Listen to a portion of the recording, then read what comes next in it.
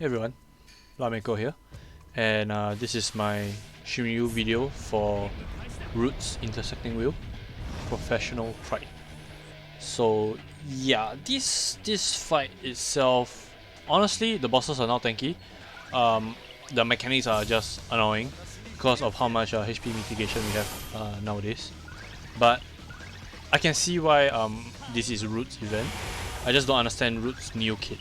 So in case you guys don't know, Roots FR requires the bosses to take turns. If you really want to max it out, you kind of need the boss to take turns.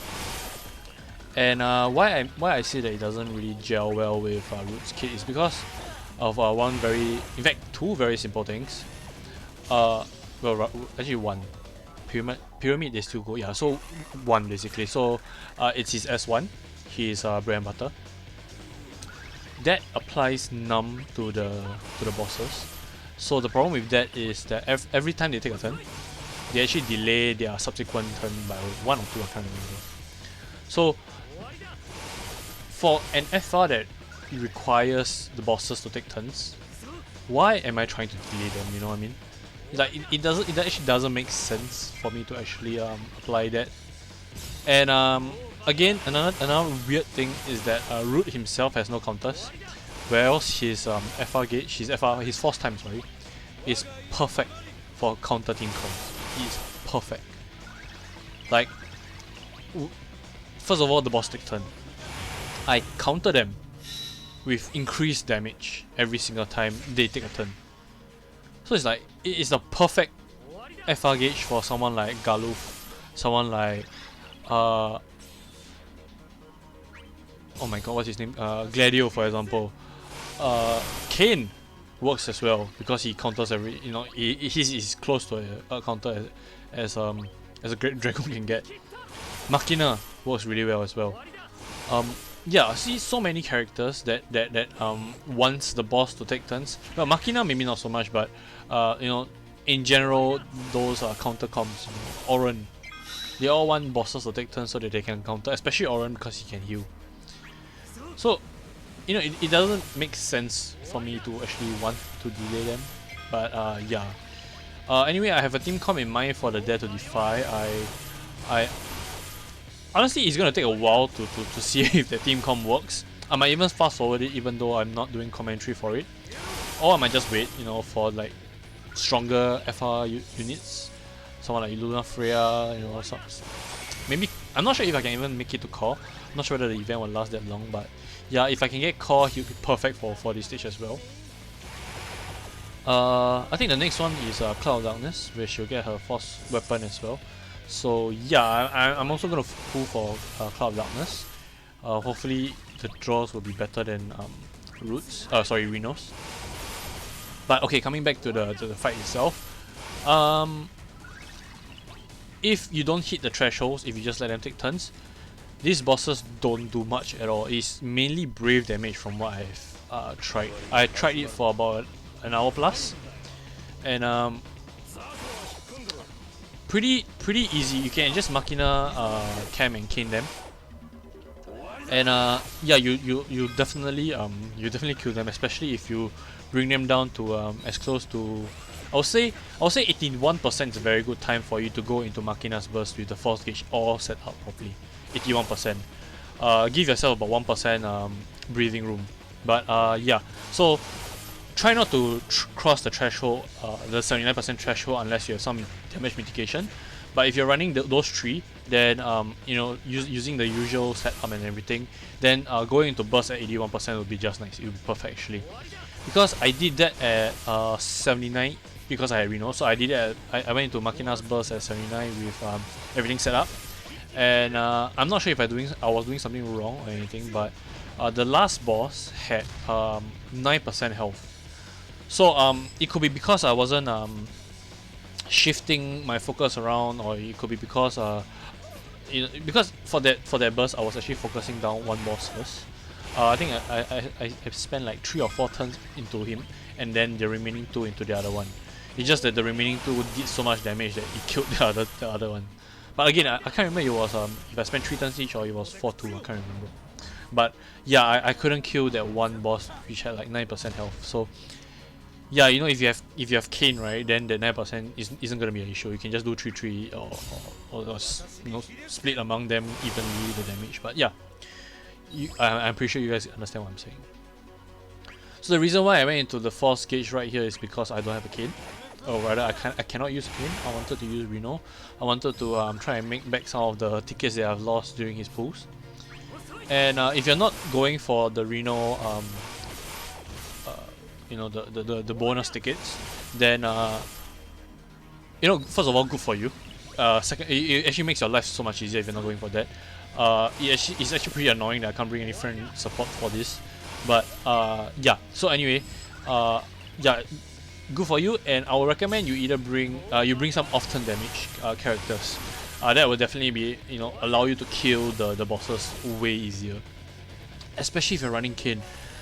You notice that during my burst sequence, sometimes Reno doesn't have enough Brave, so he's forced to use the Brave hit in the air at least, as compared to let's say Kane whose Brave is stuck there permanently until it comes down, so he can just constantly dump HP attacks into the boss and, you know, not worry about Brave regen or whatsoever, all that nonsense. So I'm pretty sure that if Reno had constant Brave throughout the fight, throughout the burst sequence, that 9% wouldn't have been an issue. You know, I believe that I would definitely been able to kill the boss, because even after that, the boss still had Pyramid. So when I exited the burst sequence, for some reason, I think it is one of the mechanics of the gauge, the force gauge at least. But until both our turn ends, until my turn end, the force gauge will still be active. So when the boss dropped to like 9%, I crossed basically all the thresholds. So all at once they're gonna, you know, the boss is just gonna one shot do and do that 3 carpet bomb move, which you guys just saw, and you guys are about to see again. So he will do it 3 times, and if you have no mitigation whatsoever, your team is dead. But I believe I had Pyramid up, so Makina actually countered that move. He actually did 2, you know, his usual spin to win move, and he actually brought him down to 6%. So I was like, oh man, if only I had done like 6% more damage, I would have been able to kill the boss on my first try. To be honest, it was my first try actually. So yeah, if you're not running root, or if you're running root, then maybe you can use some core that gives you some regen. I'm not sure which core. I was actually trying to figure it out. Then I will just replace Leo with that regen core. I honestly cannot remember if there's any core like that. But yeah, it would have been perfect to to have been able to do that. So now that I'm done with talking about burst sequence and the thresholds, yeah, they you know, whenever you cross the thresholds, they're gonna do the carpet bomb thing. It does more than half. So bring tanks that can heal, or bring tanks that can dodge, or just don't get hit by it. Simple as that, right? You cannot stun them out of it. It's a guaranteed move, I would say. Like, they will definitely use that move, and the only reason why they won't use that move is either because you're in burst sequence or in summon. That's it. Once you're out of them, then they will just immediately use that carpet bomb move. And right, so now a very good example of a bullshit force time. First of all, Root's FR doesn't counter this force time. It doesn't bring it down to 0. It doesn't. I believe there was one event where if it's not at full and you use it, it will go down to 0, something like that. And then there's the Odin when if you use it when it's at full, you know, when after he used his move, then it will bring it down immediately to 0. I can't remember exactly if that was the case, but yeah. So Roots one doesn't bring it down to 0 at all. It just pauses it like any normal force. You know, when you activate your force gauge. So yeah, basically once they activate their force gauge, you have to sit out their 5 turns. You have to just wait until they come out of that force time, because you'll be doing zeros, or maybe just 5,000, 10,000 if you really push it, 100,000. But yeah, I hit them when both my burst was my burst effect was active, and that was when I did I think 5,000 or 50,000, I can't remember. But yeah, pretty pathetic damage considering the fact that there were 2 bursts up. But yeah, so when it comes to this force time, try and let them take as many turns as possible. You know, if you're running that counter team comp, or if you're running that you know, if you're running a team comp that for some reason have to let them take the have to let them use that force gauge. But you can stun them out of the subsequent ones. The immediate first move, you can't stun them out. You can pyramid it though. So I'm assuming all other HP mitigations works as well. So yeah, just survive that hit and then just paralyze, stun them, delay them. You know, well, I wouldn't recommend delaying because you kind of need them to take turns anyway. But you know, just all kinds of moves that make sure that you don't take any damage like that. You know, War of Light works as well. You know, it's called. I believe that it is not a guaranteed hit. The abilities, so you can dodge it, but I would say it's pretty risky. Unless you're someone like Galu, who has a guaranteed dodge. Yeah, it's just that the initial carpet bomb triple plus. It's a guaranteed hit and it's a group. Oh, it's a melee HP. Okay, I don't understand why it's a melee, but yeah. So, oh wow, now that I think about it, Galuf would be perfect for this stage. Oh, kind of wish. I should have used Galuf for this instead of Odin, right? Oh man. Anyway, yeah. Oh my god, I'm just thinking of how much damage Galuf will be able to do with Reno's force gauge, his force time. Oh my god, disgusting. But anyway, yeah. At this point of the fight, once I properly set up, the bosses are dead. Simple as that. The issue I had initially with my previous runs was that the bosses had too much health when I went into the burst sequence, or rather when I went into the force time, you know, camp's force time. I believe I had initiated the force time at about 82 or 83%. So if you take away 9% ish, it's about this health, you know. It's about 74%, right? 74, 73%. If I take away 9, okay, maybe 72. But yeah, again, I'm not finished setting up, and they're already about 74 health. So this is why I'm actually very confident in this particular fight when I was doing this fight at least. Another thing that I would like to point out is that my first force time wasn't a very good one.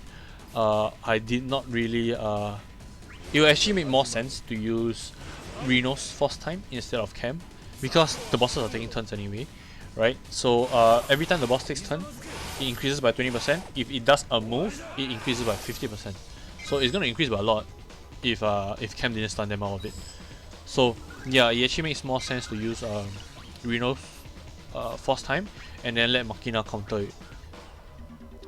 But I think I pretty much covered everything in this fight. I don't even believe I went into summon. Yeah, I did not go into summon for this. Initially I wanted to go into summon just to build more damage before I go into the burst. So basically bring them down to as low as possible before I go into the burst. I was still trying to do it before the 79% mark, but it actually makes more sense to just tank out the first hit and then yeah, and then bring them down to maybe 70% if you can, and then kill them with the burst. But 70% is really pushing it. If you can bring them down to like 75, 76%, it's fine.